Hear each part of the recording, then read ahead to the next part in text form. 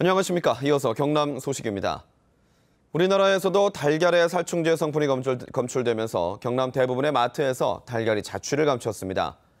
살충제 성분이 검출된 달걀은 일부라지만 산란당 농가와 소비자 모두 긴장과 불안을 감출 수가 없습니다. 김준원 기자가 취재했습니다. 텅 빈 달걀 진열대 위로 판매 중단 안내문이 걸렸습니다. 시중 달걀에서 살충제 성분이 검출된 이후 대형마트마다 달걀 판매를 중단한 겁니다. 완전 식품으로 여겨졌던 달걀마저도 믿을 수 없게 되자 시민들의 불안은 큽니다. 신뢰도가 확 떨어지니까 앞으로도 이게 좋다고 다시 나온다 해도 이게 재고가 쌓였다 나와서 저희가 과연 먹여도 되는 것인지 조금 의심이 들 것 같아요. 달걀을 주요 원료로 쓰는 빵집 주인들도 울상입니다. 미리 많은 달걀을 사놓았지만 소비자 불안에 달걀을 쓴 빵을 내놓지 못하고 있습니다. 만약에 이게 안 들어오게 되면 일부품, 발효빵 이런 것만 만들어야 되기 때문에 많은 적객들을 잃게 됩니다. 양계 농가도 울상입니다. 양산의 농가들은 조류 인플루엔자에다 살충제 사태로 최근 7개월 동안 3차례나 달걀 반출이 중단됐습니다. AI가 끝나고 또 얼마 안 됐기 때문에 굉장히 어제 하루 동안 긴장을 했습니다. 저희들이 뭐라고 말씀을 드려야 되겠노? 좀 답답한 부분입니다. 현재 경남에서는 142농가 가운데 검사가 끝난 절반 정도가 살충제 검사에서 문제가 없는 것으로 확인된 상황. 경남교육청도 전수조사가 완전히 끝날 때까지 학교 급식에 달걀 사용을 금지하는 등 긴장 속의 결과를 지켜보고 있습니다. KBS 뉴스 김준원입니다. 한국항공우주산업 카이에 대한 수사가 장기화될 조짐을 보이고 있습니다. 항공정비 MRO 사업 지정을 위한 용역도 잠정 중단되면서 다음 달로 예정된 사업자 지정도 연기가 불가피하게 됐습니다. 최세진 기자의 보도입니다. 사천시 의회가 항공산업 발전과 지역경제 활성화를 위한 건의안을 채택했습니다. 건의문에서 사천시 의회는 카이 방산비리 의혹에 대한 철저한 수사와 조속한 마무리를 당부했습니다. 또 항공 MRO 사업 대상지 지정과 미국 고등훈련기 교체 사업에 대한 국가적 지원도 건의했습니다. 우리 사천시가 항공 MRO 사업 대상자로 빠른 시일 내에 지정되도록 건의한다. 하지만 다음 달로 예상됐던 MRO 사업지 지정은 당분간 연기될 전망입니다. 카이의 사업계획서에 대한 타당성 검토를 하고 있는 한국공항공사가 용역 조사를 잠정 중단했기 때문입니다. 카이가 검찰 수사를 받고 있는 상황에서 제대로 된 용역 결과가 나올 수 없다는 게 중단 이유입니다.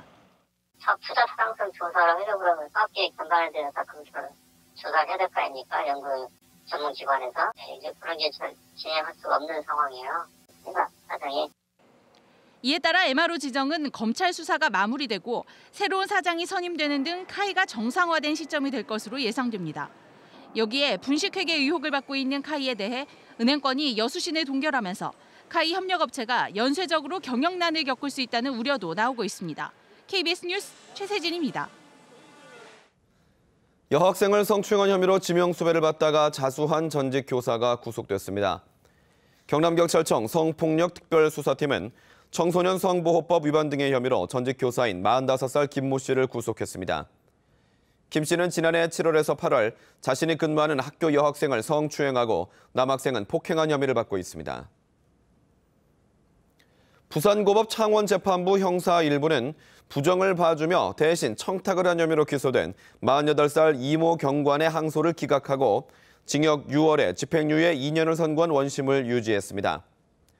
이 씨는 지난 2007년 경남경찰청 직원으로 성매매 단속 업무를 담당하면서 한 건설회사 간부의 성매매를 적발한 뒤 사건을 무마해주는 대신 지인이 4천만 원어치의 공사를 받을 수 있게 한 혐의로 기소됐습니다. 복잡한 도심에서 소박한 자연을 느낄 수 있는 생태 하천이 작품으로 재탄생을 하고 있습니다. 김해 유라천인데요.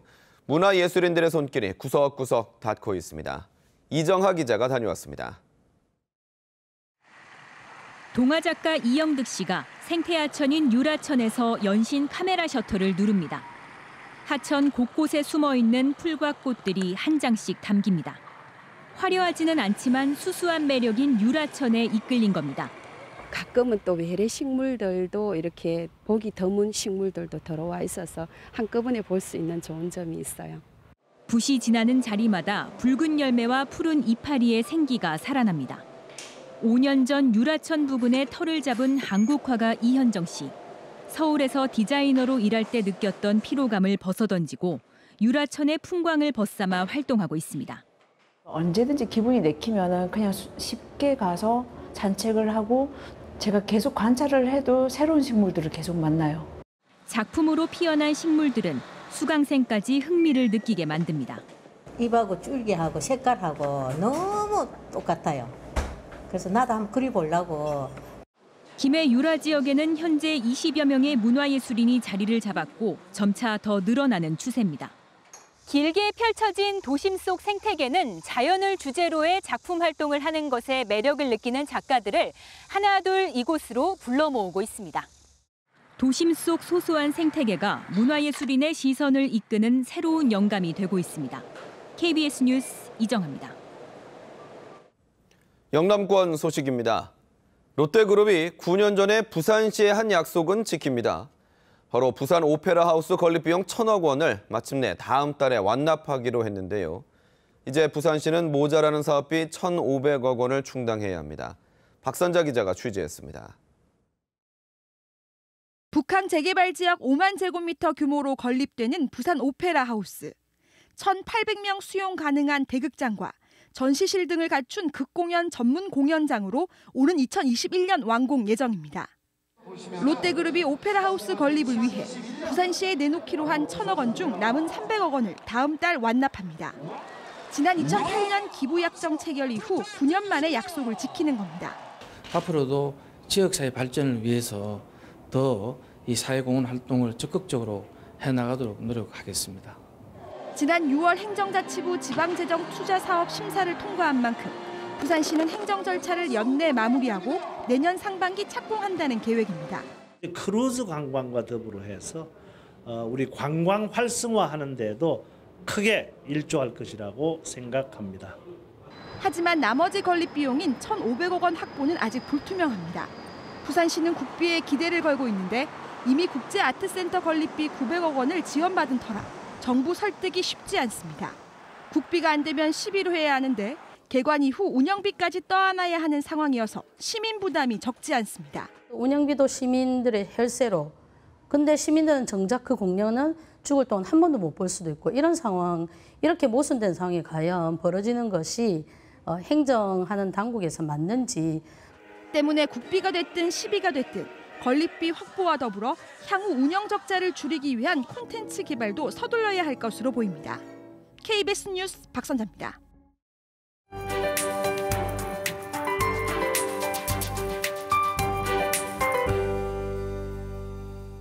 이번 주는 맑은 하늘을 보기가 어렵습니다. 경남 지방은 오늘로 5일째 비가 내리겠는데요. 비는 오늘도 오락가락 이어지겠고 비가 오는 동안은 천둥, 번개가 치며 다소 강하게 내리는 곳이 있겠습니다. 오늘도 더위는 심하지 않겠습니다. 흐린 하늘 덕에 햇빛이 강하지 않겠고요. 낮 기온 30도 안팎으로 어제와 비슷하겠습니다. 계속해서 서해상에는 저기압이 정체하면서 경남 지방에 가끔 비를 뿌리겠습니다. 현재 경남 지방의 하늘에는 구름이 약간 지나고 있고요. 남해상으로 비구름이 지나고 있습니다. 현재 기온은 어제와 비슷하게 출발합니다. 창녕과 밀양 24도, 창원과 거제가 26도 가리키고요. 낮 기온은 김해 30도에서 밀양 32도까지 오르겠습니다. 경남 서부 지역도 23도 안팎으로 어제와 비슷하게 출발하고요. 낮 기온은 남해와 사천이 32도까지 오르겠습니다.